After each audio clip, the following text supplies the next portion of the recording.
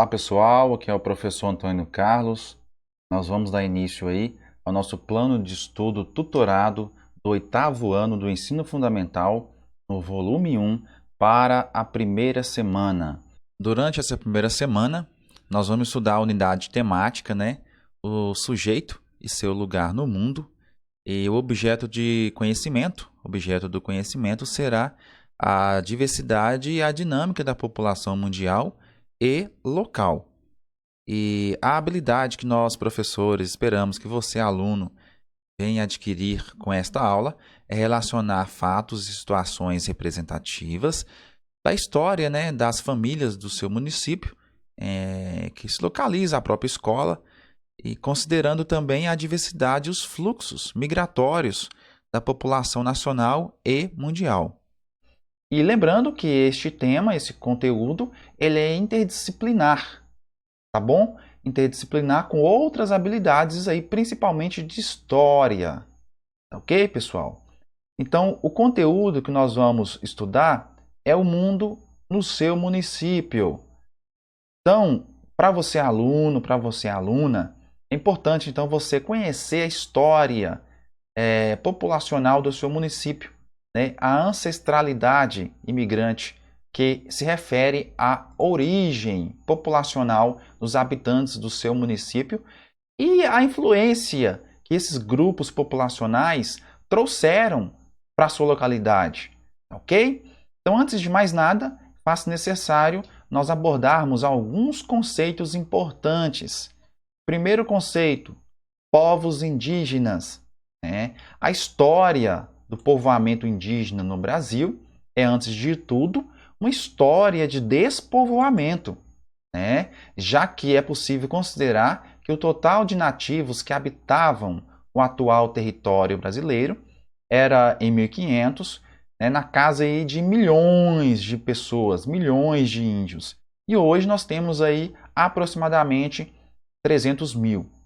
Então nós estamos falando de uma redução populacional dessa população indígena, que era um número muito grande e que foi se diminuindo ao longo dos anos, ok? O outro conceito importante é sobre a presença portuguesa. Nos primeiros 2 séculos de colonização, em 1500, quando os portugueses aqui chegaram, nós tivemos aí cerca de 100 mil portugueses, aqui no nosso território, chegando aqui, uma média anual de cerca de 500 imigrantes portugueses. Já no século seguinte, nós já tivemos então um número maior de imigrantes, cerca de 600 mil, e uma média por ano aí de 10 mil imigrantes portugueses. Então, essa população portuguesa, ela veio a acrescentar ou até mesmo substituir povos nativos, povos indígenas. Tá bom, aluno? Então, o ápice migratório nesta época aqui, no retrocesso histórico populacional do nosso país, nós tivemos no século XX, entre os anos de 1901 e 1930. Foi o ponto mais alto de crescimento da população formada por imigrantes, onde nós tivemos aqui uma quantidade de cerca de 25 mil imigrantes de origem portuguesa. E a origem socioeconômica do português imigrante, ela é muito diversificada. Nós temos que considerar aí que tem uma próspera elite nos primeiros séculos de colonização, por volta de 1500 até 1600, nós tivemos então essa população mais elitizada e passou a se misturar ao longo dos séculos com a população não tão elitizada quanto dos primeiros séculos. E um fluxo também migratório crescente, a partir então da segunda metade do século XIX.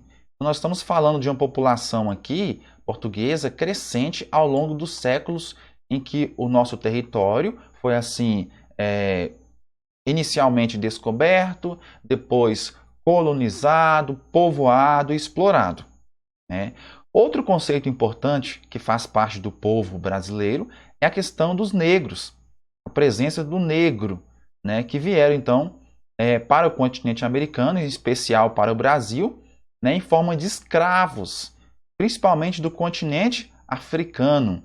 Nós temos aqui, né, entre os séculos 16 e meados assim do século 19, cerca de 4 milhões de homens, mulheres, crianças negras, né, equivalente nesta época a mais de 1/3 de todo o comércio negreiro direcionado para o nosso território brasileiro, né? É lógico que essa contabilidade aqui, essa quantidade não é exatamente para ser comemorada. Nós estamos falando de um número muito grande de escravos de origem negra, né, que vieram para o Brasil. Muitos, né, obviamente, à força, largaram, né, o seu território, sua terra de origem e vieram para o nosso território para se tornar escravo, né? Outra questão importante aqui também, que formou-se, contribuiu, que miscigenou a nossa população, é a presença espanhola, né? Nós estamos falando aqui de uma migração espanhola que teve um caráter predominantemente urbano. Por isso que foi mais no século, né, 19 para o século 20, né, que esse fluxo migratório espanhol se deu para o Brasil, né? Principalmente aí o galego, né? Não mais o castelhano. Então, nós temos aqui uma presença espanhola jamais retardatária, digamos assim, em comparação com os portugueses que aqui chegaram em 1500. Né? Apesar de os documentos sobre a imigração espanhola serem dispersos, poucos, raros, né? E dispersos no sentido de heterogêneo, né? E também até mesmo um pouco confiáveis, né?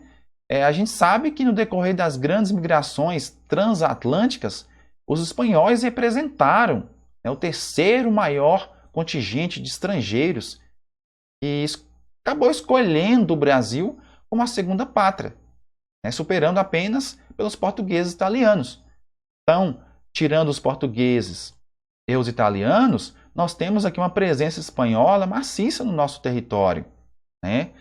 E outra questão importante também, um conceito aqui que a gente analisa na construção da população brasileira, a presença dos judeus, né? A trajetória dos judeus no Brasil começou mesmo antes da chegada da frota de Cabral, né? Teve início ali, né, no finalzinho do século XV, quando os judeus espanhóis e portugueses foram obrigados a se converterem ao cristianismo, sob então pena de serem expulsos dos seus respectivos países. Então a presença judaica em nosso território também se faz presente. Então é necessário a gente entender os povos que vieram para o nosso território. Lembrando que nós temos aí esse fluxo de mudança, é o fluxo migratório.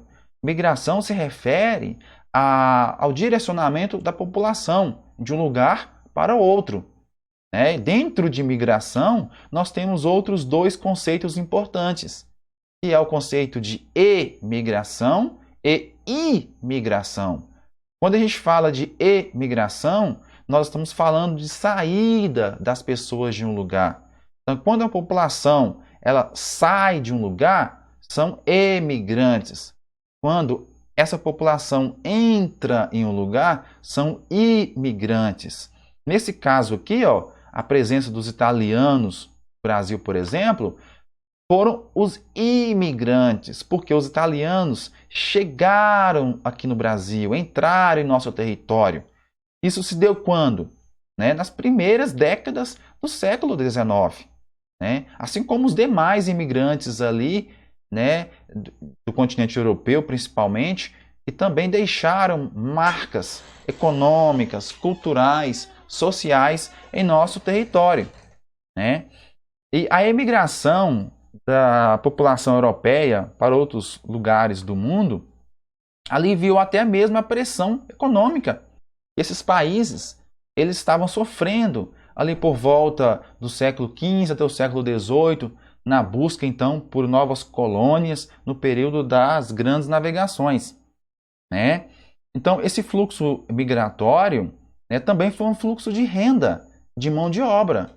A população europeia estava deixando o território europeu, levando consigo rendas, né, e mão de obra para outros países. E o Brasil recebeu um contingente populacional muito grande, né? Outro grupo também foi a presença aí, né, dos alemães, a imigração alemã, a saída dos povos da Alemanha, né, e a imigração alemã aqui no nosso território, em nosso Brasil, se deu aí, né, por volta do século XIX. Né, as grandes modificações sociais, econômicas, políticas que a Europa estava sofrendo na época. Então, o Brasil, nesse momento, serviu de abrigo e moradia, né, para esses povos. E o Brasil do século XIX, então, ele acabou recebendo uma boa parte, favoreceu até a imigração europeia. De fato, né, na segunda metade do século XIX, chegaram também outros imigrantes, né, ajudaram aí na mão de obra, nas lavouras do café desse século. Foi um ciclo aí econômico muito importante, né? Cafeicultores, né? Principalmente no estado de São Paulo, Paraná, né? Nesta época, então, a mão de obra alemã ajudou muito no crescimento e fortalecimento desta economia cafeicultora, tá certo? Nós temos também, gente, de forma até secundária, aí, a presença dos árabes aqui em nosso território. Entre 1871 e 1900, nós tivemos aí mais ou menos, né, 5.400 árabes sendo imigrantes em nosso território, né, transplantando então as misturas religiosas, né, sociais, culturais e misturando com o nosso povo, né? E esses imigrantes árabes, né, eles têm origens diversas. Nós temos aí árabes que vieram do Líbano, da Síria, Turquia, Iraque, do Egito, até mesmo da Palestina, né? E esses povos aqui constituíam uma cultura, né, diferente no nosso território e também contribuiu muito, né, para a organização política, porque eles tinham certo conhecimento em diversas áreas, né, na questão linguística, dialeto, na alimentação, na cultura, né, para o nosso povo. E um grupo maciço também de imigrantes se refere aos japoneses, né, que no século XX, aí, por volta do ano de 1908, 1910, né, mais ou menos nessa época, aí, nós tivemos uma grande quantidade de imigrantes japoneses, né, que vieram para o nosso território, né, desembarcaram no Porto de Santos, né, e ali começaram então a povoar a região ali de São Paulo. E esses japoneses vieram para cá também, né, em busca de trabalho, forneceu mão de obra, né, para até mesmo substituir a mão de obra escrava. Nós estamos falando aí do momento que desde a independência, né, nós temos uma substituição aí de mão de obra escravista para mão de obra assalariada, né? Então, isso era uma preocupação dos grandes proprietários, né, da burguesia nascente da época, e com isso a mão de obra japonesa serviu, né? E então, até mesmo para a questão política, gerou-se uma política imigratória no país, né? E essa política migratória aí, ela favoreceu até mesmo a construção de uma agenda governamental para facilitar as imigrações, né, legalizadas e dificultar até mesmo, né, as remanescentes navegações com transporte de escravos, né, que mesmo sendo proibido, continuou-se alguns séculos depois. Então, sobre a população do Brasil, né, e a construção da população brasileira, nós temos a presença de outros povos. Okay? Por isso que nós falamos que a nossa população ela é miscigenada. É uma população misturada, com diversas raças, crédulos, religiões, costumes, hábitos.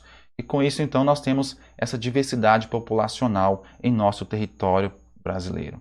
Então é isso, pessoal, nossa aula de hoje, né, do 8º ano aí para a primeira semana. São conteúdos relativamente fáceis para você absorver. E se você não assistiu às outras aulas aí, sobre os nossos conteúdos e atividades. Não perca, né? Se inscreva em nosso canal aí para você ficar por dentro de tudo. E também não deixe de resolver as questões, as atividades da primeira semana em nosso canal. Nós temos aí um vídeo disponível com as atividades para você. Um forte abraço e aqui é o professor Antônio Carlos. Muito obrigado.